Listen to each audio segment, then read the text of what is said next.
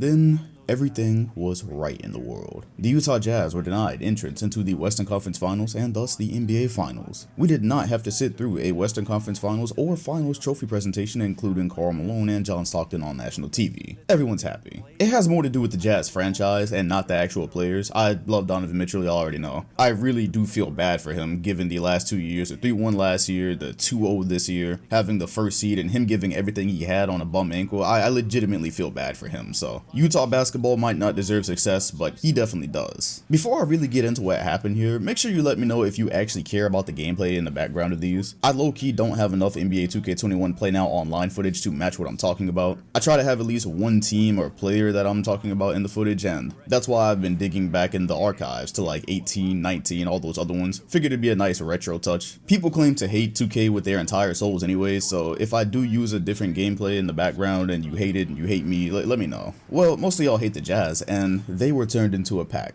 The Clippers have taken a giant step forward in this postseason, and it's been amazing to watch. These playoffs have just been amazing to watch. I know that we hate the injuries to critical players in specific. We woke up one morning and felt like they were ruined, but I don't think I have come to a postseason and said, wow, I don't think I've seen that before, as many times as I've said it in this postseason. Just to briefly recap, they went down 0-2 to a team that really competed with them last year, and maybe could have beat them last year if they were healthy. That was 0-2 after losing both their home games. They went on to reverse sweep with major contributions from both their star players, but specifically Kawhi. As you got towards the end, that's where PG started shooting bad. So then you get to the Jazz series, and they narrowly lose the first 2 games, so that's when I got on and said, hey, there's no reason to really panic. We just saw what they did against the Mavericks. These games were very close. There's no reason they couldn't do the same thing. Except, once they tied the series, Kawhi Leonard had the most mysterious knee injury I have seen in a while, because right now we still don't know what it is. I don't think they've had an MRI because of the swelling. They're saying an ACL sprain, which could mean a lot of things. So with 2 more wins left to achieve, it really appeared the Clippers' curse had struck again. They'd never made a Western Conference Finals before last night. It looked like that was going to hold. They're against the 1 seed, the Jazz had proven to be a good team, and we'd had a lot of evidence of Paul George's confidence problems in the playoffs. We didn't know if this was the guy that you're really going to be depending on with another star player out to take out a team as potent as the Jazz. That seemed like a tall order, not even just for PG, for the team as a whole. And they did that masterfully. After 50 years, this franchise is finally in the conference finals. It really feels like we've watched the Clipper curse break, or at very least transfer to the Jazz, because the last 2 years of playoff exits have been brutal. I made sure to sleep and do this barbershop talk in the morning, because if I had done it last night, I might have just cooked Rudy Gobert for 10 or 15 minutes. I wanted to make sure I felt the same when I woke up, because God honestly, I've never watched a player as important to a team as Gobert just get attacked, targeted, and maybe even exposed, you could say, as hard as he did last night. I don't remember seeing that in the postseason. I also, however, do think it is fair to acknowledge that this was not all on Gobert. A huge part of it was. And going forward, Utah has got some issues with his contract and him being the second best player on the team, or quote, one of the most important, but it was not all on him. It started with the scheme. Shout out to Tyronn Lue, shout out to the Clippers players for executing his scheme. They were able to target him in large part because Jazz perimeter players could not do much to stop penetration. That's hard to do anyways in today's era of talented players, right? It's not like a lot of guys can go one-on-one and just stop somebody in front of them. But no, Clippers ball handlers, they were like really getting everything that they wanted. So specifically last night, more than Quinn Snyder should have been comfortable with, the Clippers were able to create corner shot after corner shot. As soon as they beat somebody, Rudy Gobert is your rim protector. Of course, there has to be rotation. And then what do you have because the Clippers played small ball virtually the entire series? A wide open 3-pointer. Okay, so it is fair to assume that Terrence Mann is not going to hit you in the head for 1,000 points when you do give up set 3-pointers. It's just that last night he kind of did. And he did it so much that there really should have been adjustments from the Utah Jazz. You had 1 game left to spare. It's not like you can just experiment and say, okay, next game we're not going to give him that, or we're going to close out to him a little bit harder. No, they just laid all the chips on the table and said, okay, let's let them beat us from there, like the Patrick Beverleys and Terrence Manns from that same corner, that same exact left corner.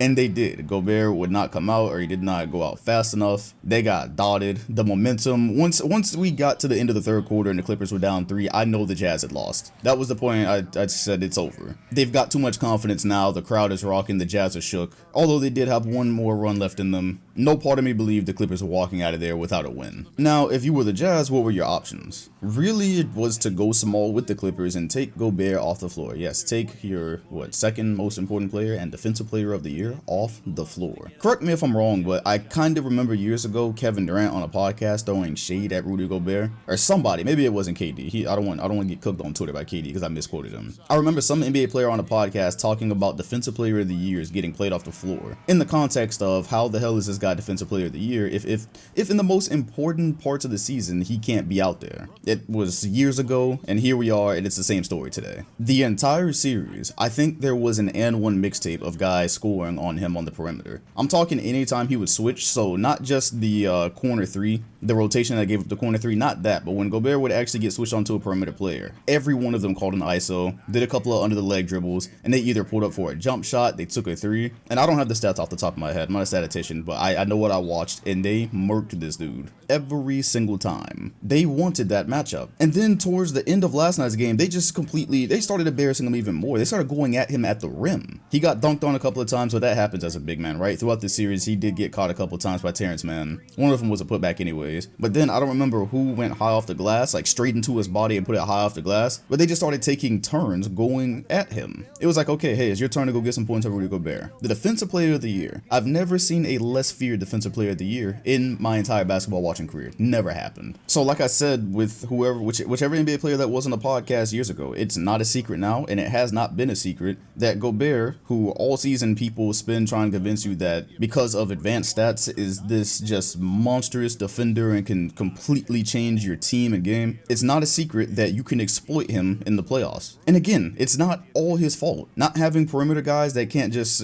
stop a switch or stay in front of the ball, that does not help him, because yes, he's the second line of defense and then it falls on him. So there's enough blame to go around. But my God, one of your most important players or your center that you depend on cannot be completely non-switchable, especially when he doesn't give you jack on the offensive end. That's the real problem here, right? One of the reasons that a lot of the talk last night is why is Gobert still on the floor? He's clearly getting hunted. Is because it's not like you're getting a game-changing performance from him on offense. So the Clippers are allowed to play Nick Batum out there, and they're allowed to sit a point guard or a shooting guard on Gobert for part of the play without him getting posted up, because that's not even in the Utah's offense. It's not in the Jazz offense to throw him the ball when he's got Terrence Mann on him. Not that it would still be Terrence Mann, because as soon as they see the ball coming to Gobert, they would either be a double or they would just straight up be a switch off ball. They would probably get a bigger defender down there. But again, and all that's irrelevant because they don't look. It's not in Gobert's skill set to just go back to basket and give you some moves or a drop step or just punish you for playing small ball. So the guy can't defend your small ball schemes, and he can't punish you on the other end for running it. That makes you a negative in the series. I thought in game 1 when he rotated out and blocked the Morris shot and he got hyped and slapped the ball afterwards, I think that was a pride moment for him because he knows that that's out there. They want to play small ball. They want to exploit him on the wings and in the corners. So that was a big moment for him. Big pride moment. The thing is, that was just one play and stopping one shot. So all the effort was on stopping that one shot. When it's completely part of a scheme, he's toast. Aside from just cooking Gobert from what we saw last night and cooking him here, got to give Clippers guys their props. Seriously, no Kawhi Leonard. This is one of the more amazing things I've seen. Given what's happened in the Clippers franchise over the last few years, given all the shit that Paul George has been given over the last few years, this was just huge. Stepped up both times. As he said, he started playing in his indie mindset without Kawhi, and he had other people come with him. Reggie Jackson was incredible. He legitimately gave, I don't want to say off the dome he gave star output this series, but just from watching, he kind of did. He was right there. Even when Kawhi Leonard was there, he was one of the most important players on the floor the whole series. Terrence Mann, who I remember earlier was out of the rotation. I scratched my head at that. Tyronn Lue just said he was out of the rotation without giving much explanation for it, especially when I thought he had done some good things in the Dallas series. Comes here and in the biggest moment when they were down 20-something points. I didn't even mention that because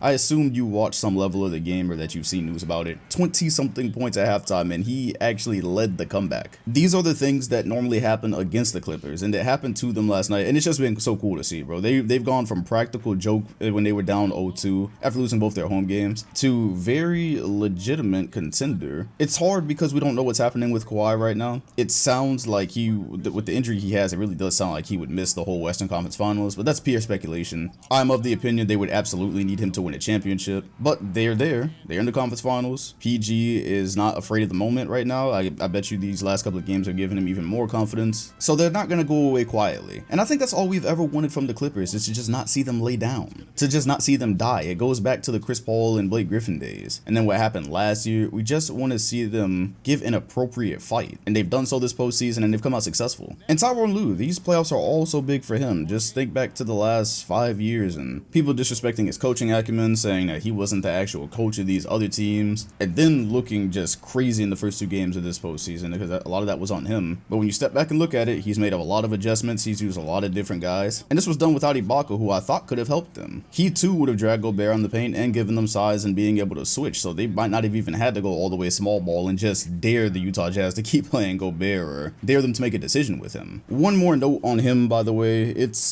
very interesting, Utah's future. You go back to my playoff predictions, I'm never going to hide from it. I predicted the Utah Jazz to come in A seed this year, but it was because after what happened last year, remember Gobert's contract was up in the air. There was a lot of things going on with Mitchell and him. I thought those factors were going to play in, and they were going to start looking at a different path forward, because now what you're looking at is Mitchell having been in the NBA since 2017. You extrapolate just a little bit further out and can say by 2023 you're going to start hearing rumblings if they haven't won anything. With the contract of Rudy Gobert that he signed, that's a pretty big contract for a guy that becomes unplayable in certain schemes in the playoffs. If that is the reason that they never get far, and that they can't necessarily bring in the things that they need to go to a championship level, and Donovan Mitchell's like, I definitely want to win, because you can see it in his eyes every time they lose, the immense disappointment. He is not one of those superstars that just plays and goes away and doesn't care. That's going to be interesting. One of the reasons I thought this was the decision season for Utah was because I didn't think they just wanted to run it back with Gobert and Mitchell. I did not think that's a championship duo. I still don't think that's a championship duo, especially after this series. I thought they had the opportunity to get there this year, but